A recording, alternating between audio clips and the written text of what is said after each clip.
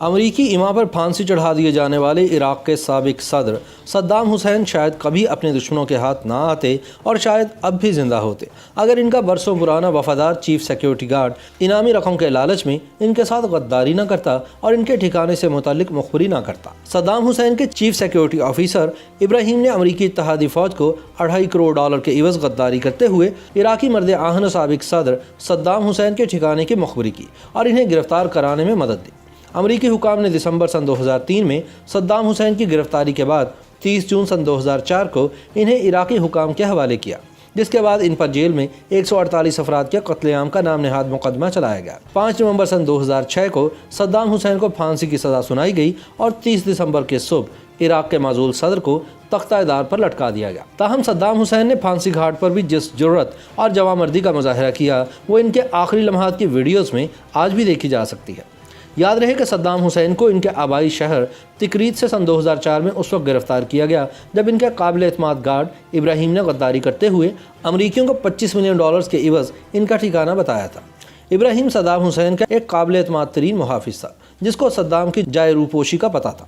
بتایا جاتا ہے کہ اس نے خود امریکی حکام سے رابطہ کر کے انہیں آفر کی کہ وہ صدام کے خفیہ ٹھکانے کا راز افشا کر سکتا ہے۔ تاہم کچھ اور ذرائع دعویٰ کرتے ہیں کہ امریکیوں نے ابراہیم کے سارے خاندان کو اٹھا لیا تھا، جس کے بعد اس کے پاس صدام حسین کا ٹھکانہ افشا کرنے کے علاوہ اور کوئی چارہ باقی نہیں بچا تھا۔ امریکی مصنف جان نکسن نے صدام کی گرفتاری میں مدد فراہم کرنے والے ابراہیم کو گرفتار کرنے والے فوجی اہلکار فرسٹ سارجنٹ ایرک میڈوکس کے حوالے سے لکھا ہے کہ ہم نے ابراہیم کے گرد جال بچھا دیا اور اس کے اہل خانہ سمیت اس کے خاندان کے 40 مردوں اور خواتین کو اٹھا کر جیل میں ڈال دیا۔ اس کے بعد ابراہیم کو یہ پیغام بھجوایا کہ اگر اس نے صدام کے حوالے سے تعاون نہ کیا تو وہ خود بھی مرے گا اور اس کے اہل خانہ بھی موت کے منہ میں چلے جائیں گے۔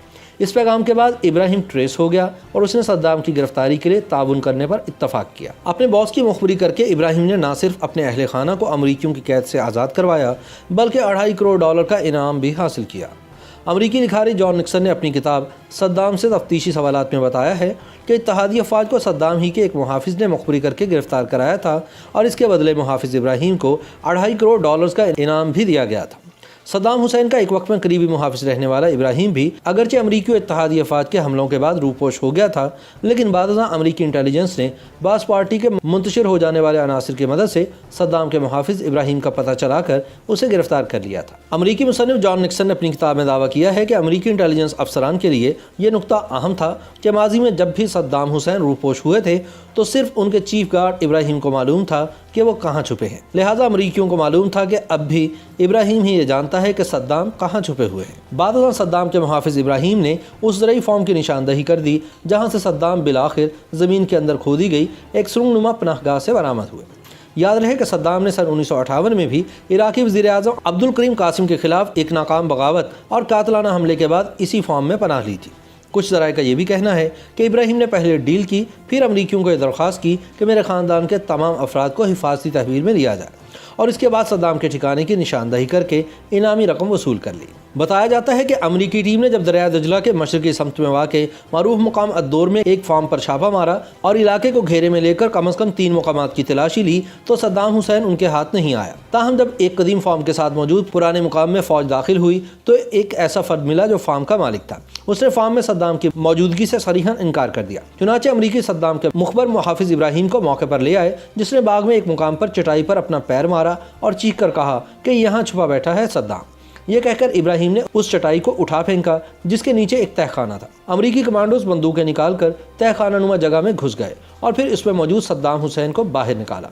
اس وقت صدام حسین کی داڑھی بڑی ہوئی تھی، بال بکھرے ہوئے تھے اور وہ ٹھیک طرح سے پہچانے نہیں جا رہے تھے۔ اسکوائر میگزین کے مطابق جب سابق عراقی صدر کے خفیہ ٹھکانے پر دھاوا بولا گیا اور ان پر اسلحہ تان لیا گیا تو صدام چلائے، گولی مت چلانا، گولی مت چلانا۔ اس بات کی تصدیق کے بعد کہ گرفتار ہونے والا شخص صدام حسین ہی ہے، امریکی فورسز نے تکریک کے نواح میں واقع حدوشی کے اس فارم کو بمباری کر کے تباہ کر دیا۔ واضح ہے کہ صدام حسین وہیں سے گرفتار ہوئے جہاں وہ پیدا ہوئے تھے۔ صدام عراق کے شہر تقریت کے ایک غریب گھرانے میں سن 1937 کو پیدا ہوئے اور 16 جولائی سن 1979 کو عراق کے صدر بنے۔ انہوں نے 19 اپریل سن 2003 تک عراق پر بلا شرکت غیر حکومت کی۔ جب 11 ستمبر کے حملوں کے بعد عراق کو سرکش ریاست قرار دیا گیا تو امریکی صدر جارج ڈبلیو بش، برطانوی وزیر اعظم ٹونی بلیئر اور اتحادی ممالک نے دعویٰ کیا کہ صدام حسین وسیع پیمانے پر تباہی پھیلانے والے ہتھیار حاصل کر رہے ہیں جو خطے میں مغربی مفادات کے لیے نقصان دہ ہیں۔ چنانچہ اتحادی افواج نے مارچ سن 2003 میں عراق پر حملہ کر کے صدام کی حکومت ختم کر دی، جبکہ ان کی گرفتاری کا اعلان دسمبر سن 2003 میں کیا گیا۔ امریکی حکام نے صدام حسین کی گرفتاری کے بعد 30 جون سن 2004 کو انہیں عراقی حکام کے حوالے کر دیا تھا، جس کے بعد ان پر سن 1982 میں 148 افراد کے قتل عام کا مقدمہ چلایا گیا اور بالآخر سزائے موت سنا دی گئی۔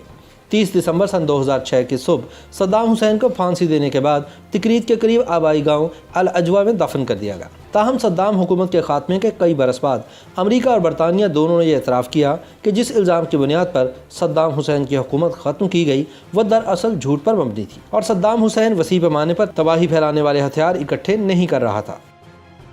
YouTube پر گوگلی نیوز دیکھنے کے لیے youtube.com کی سرچ بار میں googly news T V type کریں۔ گوگلی نیوز کے پیج پر سرخ رنگ کے سبسکرپشن والے بٹن پر کلک کرنا نہ بھولیے۔ YouTube پیج پر اپلوڈ ہونے والی ویڈیوز سے باخبر رہنے کے لیے بیل آئیکن پر کلک کیجیے۔ آپ کو ہر نئی ویڈیو کے بارے میں نوٹیفیکیشن موصول ہو جائے گا۔